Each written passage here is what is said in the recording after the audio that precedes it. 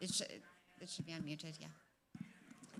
Good afternoon again, everyone. My name is Danny Nierenberg. I'm president and co-founder of Food Tank. We're a research and advocacy organization devoted to telling stories of hope and success in food and agriculture systems around the globe. It's one of the reasons I'm so excited to be sitting here with Sandra Uera, the global CEO of Fair Trade International.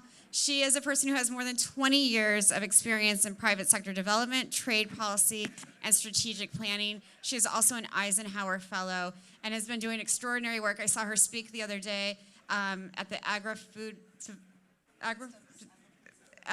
Systems Pavilion, and just did a wonderful job sort of articulating these issues. So we have limited time. I want to dive right in and welcome you, Sandra, to this conversation and to this pavilion.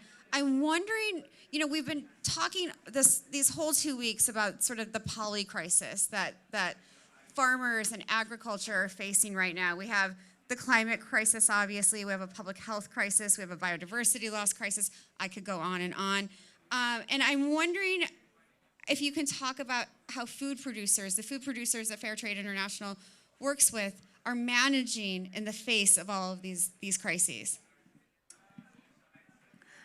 Thank you. It's a pleasure to be here, Danielle, and to meet you. Finally, I've been seeing your posts on LinkedIn, quite interesting. I've been following you too.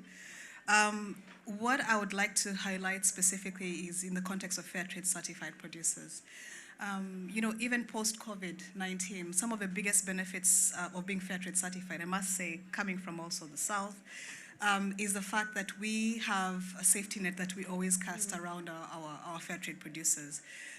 So let me see if I can just start from there. So even after the pandemic, which is part of a crisis as well, we were able to set up a COVID-19 resilience fund, you know, that helped producers build back better and survive some of the challenges of not getting markets because of global supply chain disruptions.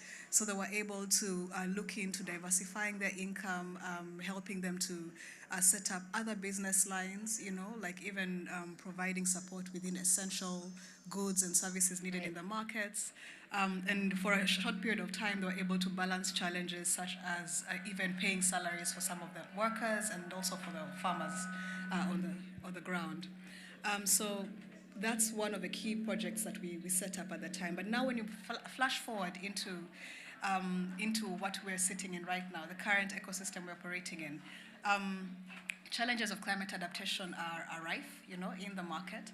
And one of the biggest issues we're facing is the fact that with the EU legislation coming up, you know, and the global climate adaptation requirements coming into play, a lot of these costs are being transferred back to the A lot of these costs are being transferred to the producers. Right. It's not very clear who's actually going to bear the costs.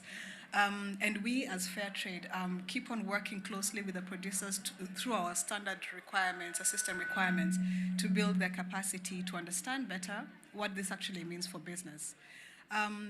The beauty about fair trade is that when you're audited, when you go through your social certification requirements, you're acutely aware of challenges in terms of environmental due diligence, human rights due diligence. You're also aware about the needs that you have to put in place in terms of good governance structures, addressing fair prices, you know, ensuring that the products that are sold internationally have a base price that is actually accommodating a living income and decent livelihood for the farmers, and also ensuring that the price sold at the demand side, at the buyer side, also accommodates the input production costs of the producer. And over and above that, we also ensure that a percentage is given back to the producers through premiums, which they independently negotiate on and agree on how to invest back into their business operations. Now, those premiums are actually many a time are put into setting up requirements that address environmental degradation and climate challenges at a grassroots level. So you find a lot of the producers diversify over and above their traditional cash crops like cocoa and coffee. You find that they actually do intercropping, where they grow other products that they can actually sell locally. And in this case, we also provide producer support services that advise them to grow climate resilient products, like yam, like, you know, what do you call it, sweet potatoes, Sure. you know, these are climate resilient products that they're able to grow on the ground, cassava. And this helps them to also have an alternative source of income Right, that they can right. contribute to their friction income on a general basis. So those are some of the things that we look at in terms of climate adaptation. I just want to make one point. Premium prices equal environmental sustainability because it allows farmers to invest in strategies that they would normally not be able to invest in. Yes, and it also, but that still goes with something. That's where we also come in because even as they make their independent decisions, we have producer support services. Maybe I need to break that down a little bit more. We have technical teams, about 900 technical teams scattered across Latin America, North Asia, Pacific, and Africa that directly work they work closely with the producers. So they work through what we call producer networks. Caroline here works in a producer network called Fair Trade Africa. We have our colleagues who are also working in North Asia and Pacific. It's another producer network, and we have CLAC. Javier works with CLAC. Nice. It's another producer network. So they work closely with the producers on the ground to advise them about, you know, the challenges they face and how they can invest in those particular challenges. It's part of that safety net you mentioned before. You're That's a providing safety all net. of these different things. Yes, so we do capacity building, technology transfer, knowledge transfer, information sharing at the grassroots level, and also in cases where there are non-conformities on the audits, we come on board and provide corrective action support. You know, we help to set up risk-based systems and also advise the producers on how to address those challenges they're facing, so that they don't get completely suspended from our lines. Right. We recognize the fact that we're working with small-scale producers, so they're vulnerable. So it doesn't mean that they're able to afford certification over and above, Right. you know, I mean, all the time. So we take our time to ensure that these vulnerable communities are able to stay on the program and continue selling to international markets while meeting the demands of those international markets. Yeah. It's such an interesting model. I'm wondering if you can talk specifically about how you work with women farmers and why they're a vulnerable group, but also such an empowered and powerful group. Yeah. I must say, as a woman, I always say when you empower a woman, you empower an entire community. One of our program is very, very very keen on also strengthening gender equality at a governance level. So within our producer networks and our producer organizations, at a governance level, what we call the premium committee and even the boards, we have set up systems where when electing at a governance level, you do 50% women and 50% men, and also at times we even include youth. It's a very important component of our standard. So our standard actually puts this as a requirement. So gender inclusion is very important. We've also set up schools called the Women's School of Leadership in West Africa that teach women how to negotiate, to bargain, to Nice. make independent choices, to speak confidently and engage with commercial partners and have their voice heard. And this means that we're also getting women out of a mindset of just being household drivers to becoming women who are able to address challenges within their communities and also become more included and also empower people within the community. So become business owners, women in trade, women in small trade. That's so fantastic, and I'm sure that has intergenerational benefits. When daughters see their mothers in yes. positions of power, it can spread. It is. So it's about women and girls as well. It definitely, brings that together and also encourages women to think, girls to think outside of the box, if I could say, in the community setting. But of course, there are certain challenges that come with this. Without continuous awareness raising and the like, issues of financial inclusion also come into play. So there are certain aspects that are still ingrained within community settings where women can earn from their business but still give back to their husbands. Right. So there's also an aspect of strengthening financial empowerment for women, where in a family it would be very clear that a woman can reinvest back into their business or reinvest into critical small market shares like the markets, the local markets, and make more money and keep on growing their business. So the Women's School of Leadership looks into these particular projects, these particular activities, and keeps on building on that. It's important to note that one of the key challenges for women is access to finance. Right. I said it last time that the ratio for women to men in accessing finance in a lot of the, not just in microfinance institutions, but commercial banks, Right. is 5 to 10% less than men. And okay, it's 5 to 10% less than men. And this is an ongoing issue, specifically because it means that we have to sensitize the commercial banks, the financial sector, to take this into consideration. So we also advocate for a rights-based approach, Right. for access to finance for women. And even within the climate finance agenda, it's important that we bring that to the fore, because about 27% of the climate financial flows are going into agriculture. And we all know that at least 80% of, I was saying last time, the global world economy is built on agriculture and directly or indirectly contributes to other sectors across the world. The biggest players, about 76% of the players in the agricultural sector, are micro, small, and medium enterprises. And a larger percentage of them are women.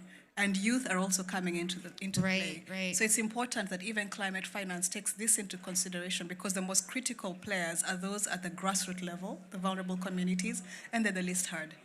Yeah. So those are some of the aspects that we keep on Sure. bringing that to. We keep on doing with fair trade. And we put this under our thought leadership and our advocacy pillar, where we keep on driving this narrative to policymakers, to businesses, to our customers, and also our consumers through campaigns. Absolutely. You mentioned youth, and I feel like fair trade certification can really help youth want to be involved in agriculture. Can you talk more about that? Yes.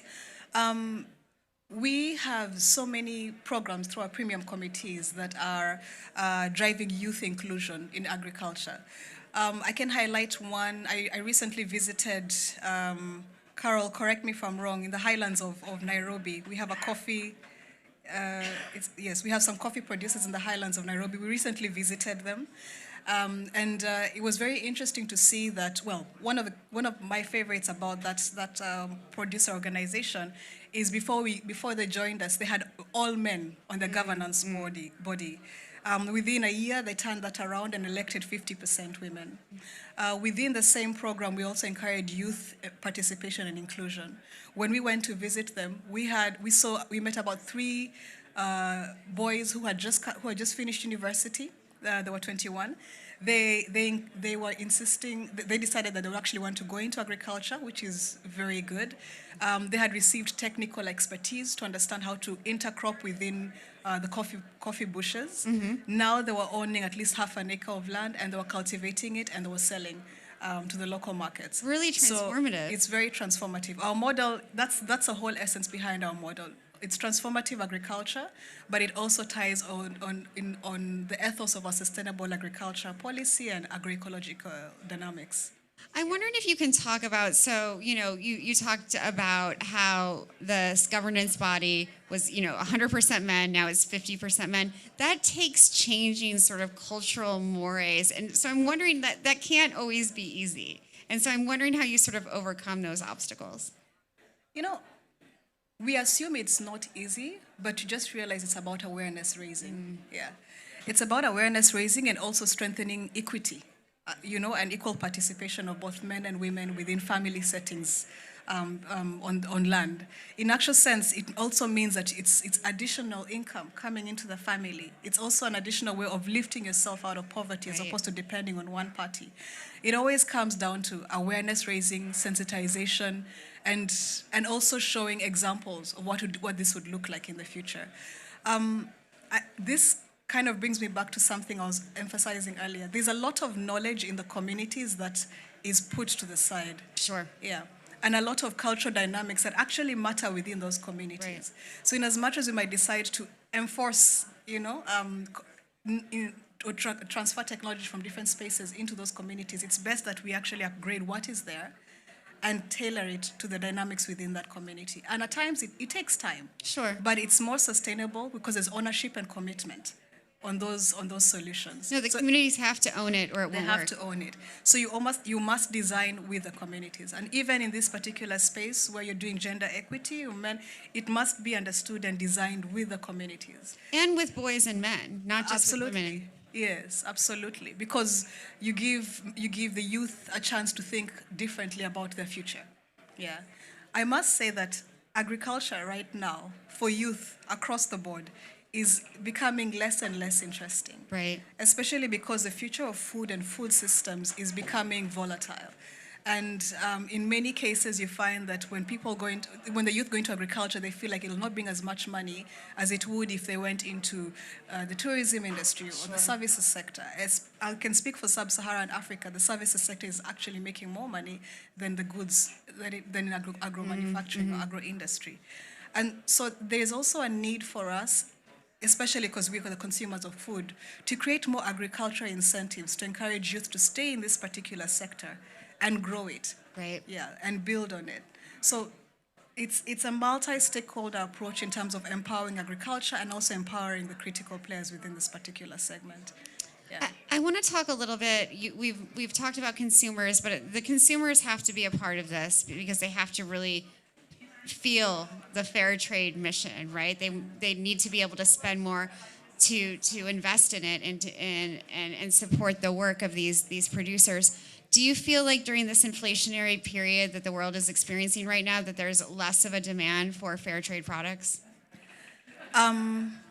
Not necessarily. In fact, what we're seeing right now is that, so I must say we've been in this business for about 30 years. Sure. So we're a voluntary certification mark, and we were set up at a time where even the idea of ethical certification was considered dangerous, or not even business friendly. Sure. Fast forward into today, and the EU legislature is actually making these voluntary requirements obligatory for businesses, for markets, for countries.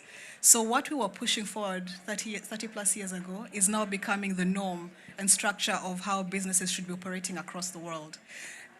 That's a very, very important aspect to realize.